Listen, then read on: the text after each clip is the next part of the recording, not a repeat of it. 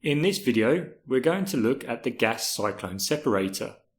We will look at all of its main design features, how it works, advantages and disadvantages, and some of its common applications.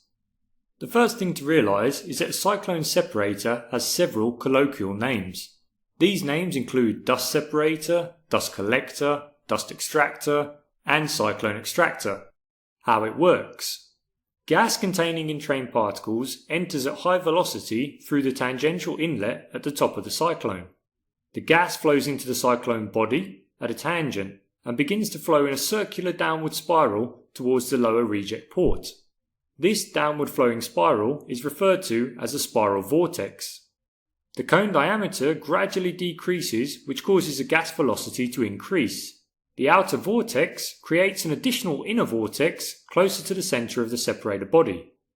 A separator's geometry greatly impacts the efficiency of the unit. A large diameter cyclone separator will not be able to separate particles as efficiently as a smaller diameter separator.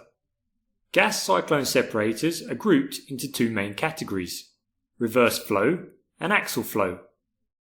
Reverse flow cyclone separators are cone-shaped.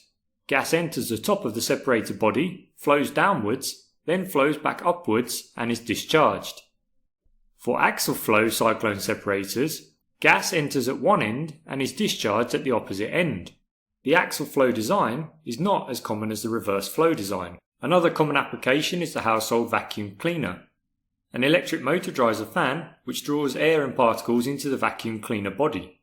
There are a few parts to maintain, and the vacuum has the added advantage of having no bags that need to be replaced.